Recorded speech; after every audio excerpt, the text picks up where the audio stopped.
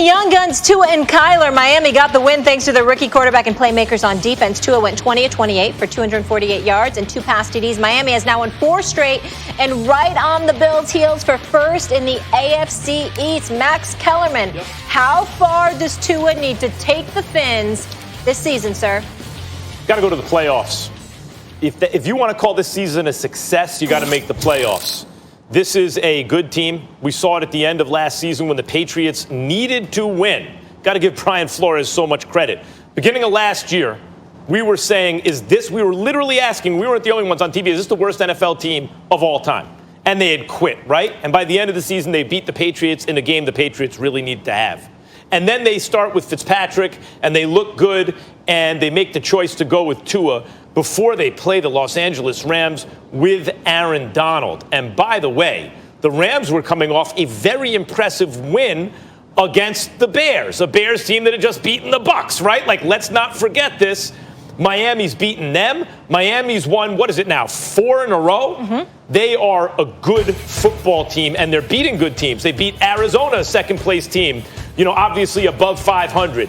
I just mentioned the Rams above 500. The 49ers, let's not forget, when they played the Niners were a winning team. The Jets, never mind, but at least as a divisional team. But as Stephen A. would say, a bye. But otherwise, 3 successful winning plus 500 teams, and they're beating them impressively. Tua is a guy, really the first quarterback there since Marino, that has elevated the Miami Dolphins in the public consciousness right now, for the first time in decades and decades, to really a national team. Marino created a lot of national Dolphins fans. You have some teams other than just the Cowboys and Steelers and the Patriots, because of what they've done in recent years, where the football fans want them to be a national team, but you got to show them something. The Raiders are like that. The Dolphins are like that. And now they're in the public consciousness. And the reason they moved to Tua was not just for the future, right? Like, you want to see what you got there. But because they knew, had the talent to be the guy on their offense. Is anyone thinking about Fitzpatrick right now? No.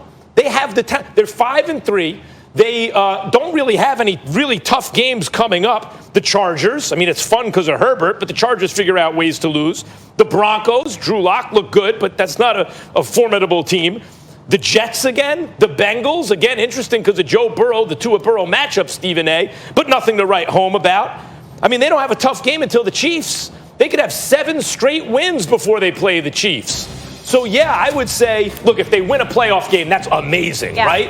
And if they don't make the playoffs, okay, there are signs for hope. But if you want to call this season a success at this point, they have to make the playoffs. They got playmakers on defense. Stephen A.? Yep.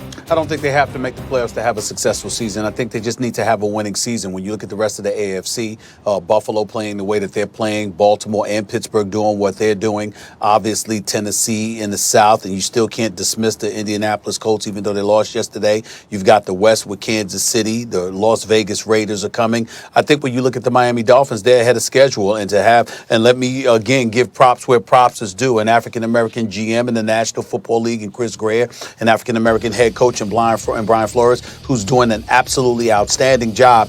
They've got the 28th ranked offense in terms of their running game, the 28th ranked running game in the National Football League. We know that their offense struggles because of that, but defensively, they're the 4th ranked defense in the National Football League in terms of points allowed. Now, they're 21st against the pass, they're like 25th against the rush. They're 22 in yards allowed, so they bend a lot because they got a lot of young dudes, but they don't necessarily break in terms of allowing you to get into that end zone, and that's a testament to Brian Flores and what he's been able to put together. When you look at the draft picks, when you look at the moves that they have made, when you look at the move to put Tua Tagovailoa in the starting lineup, and then you see the way that he performed yesterday, connecting on 20 or 28 passes, showing escapability with that 17-yard scamper that he had after escaping from the pocket. Some of the accurate throws that he put forth, particularly in the second half. And then you think about the noise that was taking place when they elected to bench Ryan Fitzpatrick. You know why they benched Ryan Fitzpatrick? Because they said, hey,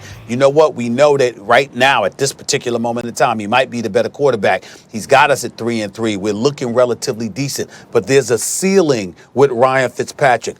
We don't believe there's a ceiling with this kid. This kid can do some things. And after playing the role of spectator at the quarterback position in his first game last week against the Los Angeles Rams, what does he do? He comes out there yesterday and he shows the accuracy. He showed some of the things that he showed at Alabama, why Justin Herbert and then what are even considered in his class. So I think when you look at it from that perspective, the fact that there's an upside that's taking place before our very eyes, even though we know how much work they have to do on the offensive side of the ball, and pretty much overall, the personnel that you already have in place, the coaching decisions that you've made, the willingness for the coach to establish a culture the way that he did last year when he was willing to move parts and he was willing to make this move, willing to bench Ryan Fitzpatrick this year in place of Tua Tagovailoa. I look at all of those things right now and I say the Miami Dolphins are ahead of schedule. You can't nosedive and just finish like, 7-9 or whatever. But last year they were 5-11.